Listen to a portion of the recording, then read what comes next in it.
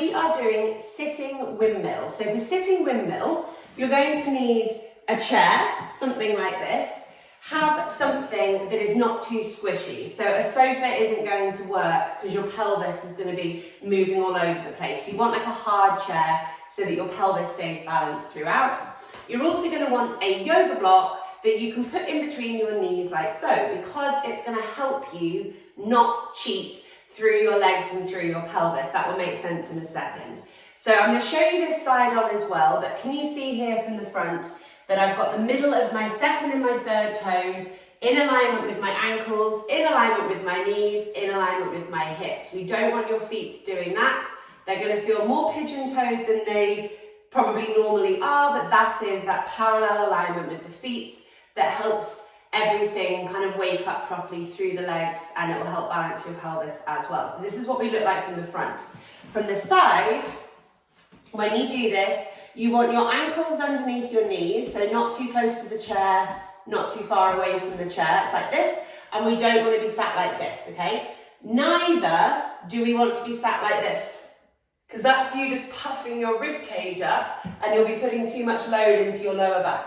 So what we actually want to do is roll forwards from the pelvis, which is different to chucking rib cage up towards the sky.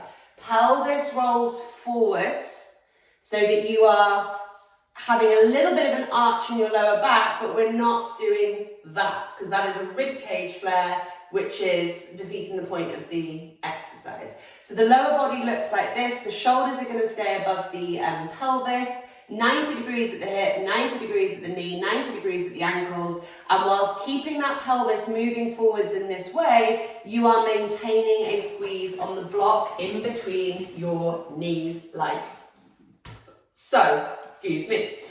Next up, this is our lower body position. This lower body doesn't move. So the reason that we have the block with what we're about to do is that you would probably notice if you didn't have the block, your legs and things are going to be shifting with you. We're trying to create a stable base for the lower body, get the hips working, get the pelvis balanced, and what this is going to do is put the work into the side body, the upper body, in the way that we want to, rather than the pelvis compensating. We're going to draw our arms up so that the palms face forwards like this. We're really trying to create length through our arms. So we don't want our elbows to be like this. We want the arms to be long. What you may have noticed as you took your arms up was that your shoulders went up with you. And I do not want that. So this is not correct. Your shoulders move down, the arms are long and they stay level with the shoulders.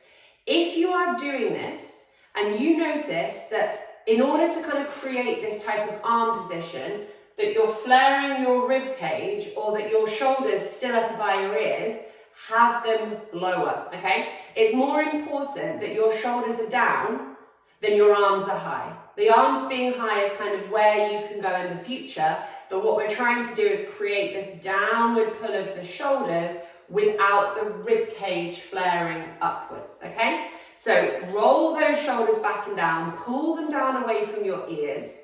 Don't lift the rib cage up. Squeeze the block, roll your pelvis forwards, keep pulling your shoulders down as you slowly move your arms up. Stretch the arms away from the body. You can see here I've got very tight hands and wrists, so I can never quite fully straighten my elbows unless I've done lots of hand work, and really try and lock this position in. So as I've brought my arms up there, I feel like my left shoulder is kind of lifting a little bit. So I'm going to take my arms a little bit lower just so I can focus more on the shoulder position, not what my arms are doing. Stage 2 complete. Now, from our side body, so from the side of your torso here, I want you to try and visualize it, maybe touch it a little bit if it helps kind of wake things up for you. You are going to crunch into the side of that body. Can you see here how my arms are still staying kind of in alignment with my shoulders? I come back to center, I go the other way. So this is the movement that we're doing, like so. As I do that, I'm not doing this. So lots of people here don't really move their side body, they just kind of swing their arms around.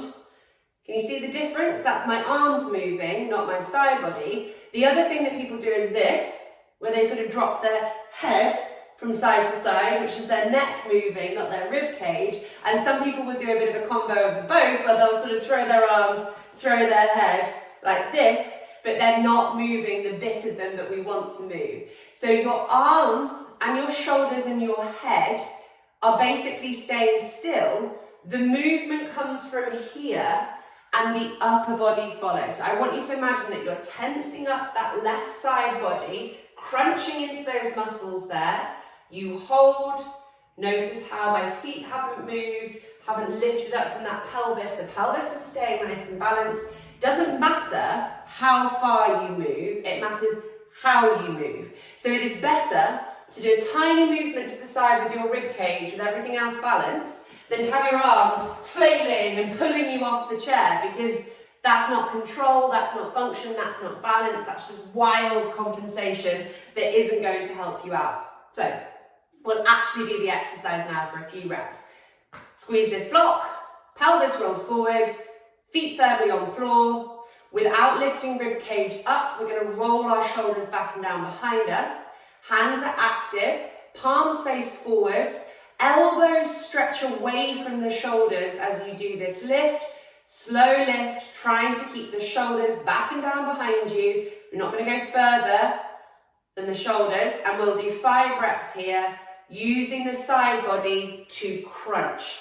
The arms and the upper body follows. Oh, that's a big old stretch.